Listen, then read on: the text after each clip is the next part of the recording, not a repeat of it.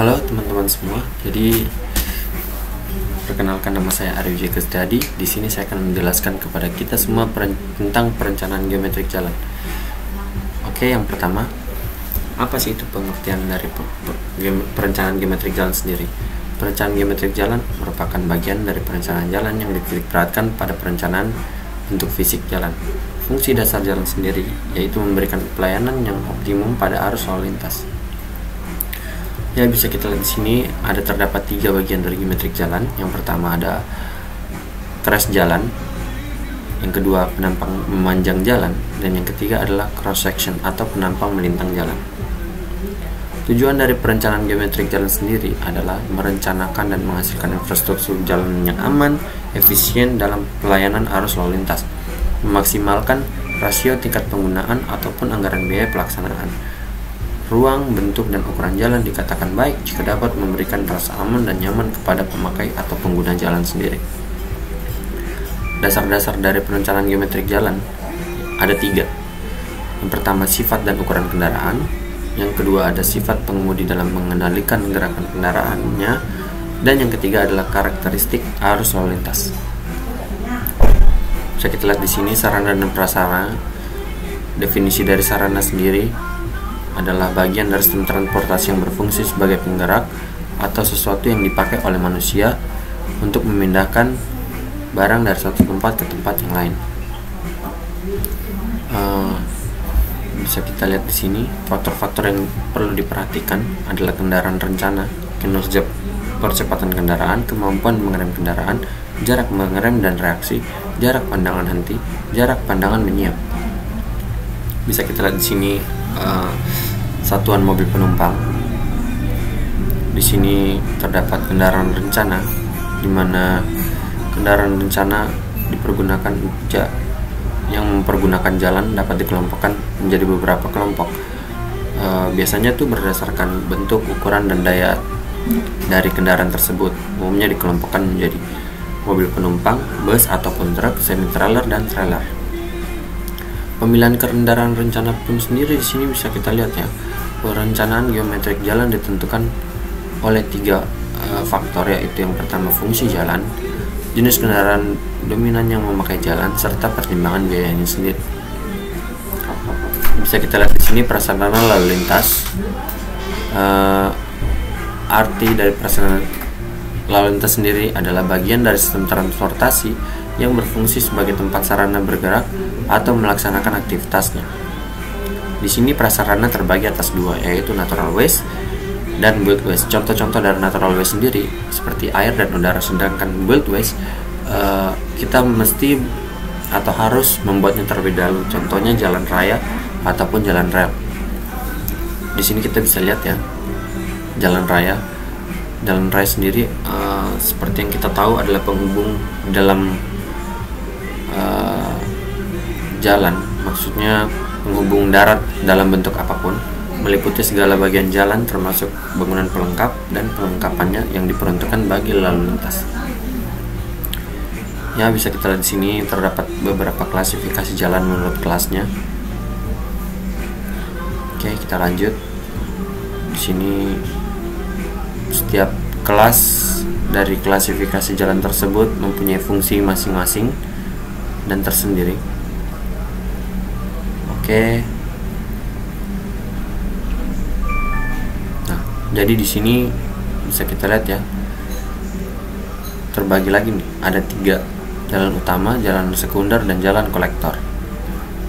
Nah, beberapa pembagian jalan pun di sini telah dicantumin ya fungsinya untuk pengaturan penggunaan jalan dan kelancaran lalu lintas. Di sini pun setiap jalan itu terbagi masing-masing ya. Ada yang menurut klasifikasi, ada yang menurut fasilitas jalan, menurut kewenangan pengelolaan jalan. Nah, di sini bisa kita lihat sistem jaringan jalan pun terbagi atas 2, yaitu primer maupun sekunder. Bisa kita lihat ya bedanya primer dan sekunder. Jika primer itu masuk seluruh wilayah, di mana wilayah tingkat nasional, sedangkan jalan sekunder hanya mencakup bagian perkotaan. Ya, bisa kita lihat sini jalan arteri, jalan kolektor, jalan lokal, dan jalan lingkungan, dimana masing-masing setiap jalan itu memiliki fungsi tersendiri. Ada juga pembagian jalan menurut statusnya, dimana jalan umum yang dikelompokkan menjadi jalan nasional, provinsi, kabupaten, kota maupun desa. Lihat di sini.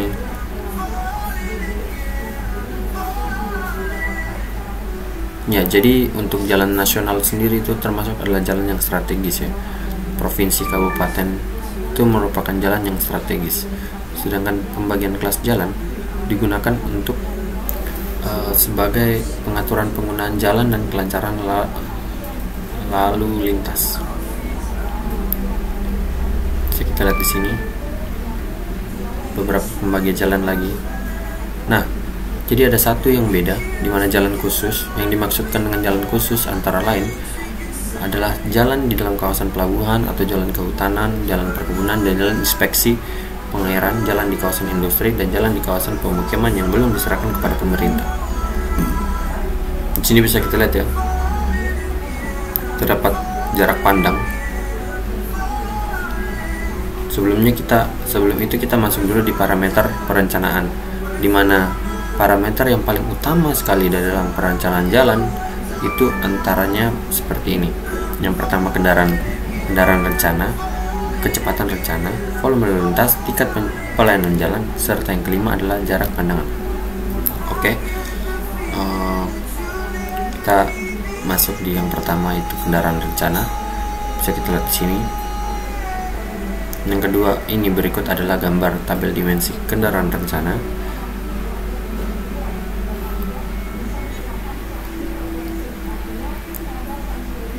Ada juga kecepatan rencana,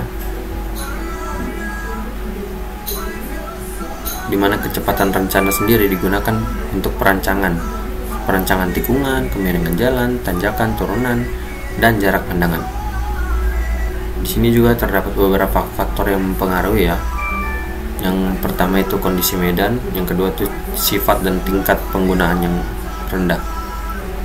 Nah, di sini kecepatan rencana klasifikasi jalan juga yang telah disesuaikan dengan klasifikasi fungsi dan maupun klasifikasi medan jalan. Ada juga volume lalu lintas yang wajib kita perhatikan dalam perencanaan geometri jalan. Oke. Kapasitas. Nah, di sini bisa kita lihat elemen yang ada di dalam perencanaan geometri jalan itu terdapat 3 ya. Yang pertama, trase jalan yang seperti yang sudah saya jelaskan tadi di awal, di mana terdapat trase jalan, penampang pemanjang jalan, dan penampang melintang jalan. Penampang melintang jalan itu apa sih? Adalah potongan melintang tegak lurus sumbu jalan ataupun potongan melintang yang menggambarkan bagian-bagian jalan. Bagian-bagian penampang jalannya di sini yang utama yaitu jalur lalu lintas, bisa kita lihat di sini. Ada lajur lalu lintas, bahu jalan, trotoar, saluran samping, median. Median pun terbagi atas 2 ya. Bisa kita lihat median yang direndahkan maupun yang ditinggikan. Nah, di sini terdapat bagian yang berguna untuk drainase jalan, contohnya saluran samping atau kerep. Terdapat juga pengaman tepi, damaja, daerah manfaat jalan, daerah milik jalan, dan yang terakhir daerah pengawasan jalan. Oke, jadi sekian dari saya, kurang lebihnya mohon dimaafkan. Saya Ari Wijaya Kristadi pamit undur diri. See you guys in the next video. Dan jangan lupa, jika kalian suka dengan video ini, kalian boleh like, comment, dan subscribe. Dan jika ada kalian mempunyai pertanyaan yang ingin ditanyakan, boleh cantumin di kolom komentar di bawah. Dan jangan lupa share ke teman-teman kalian. Semoga video ini dapat bermanfaat buat kita semua. Stay safe and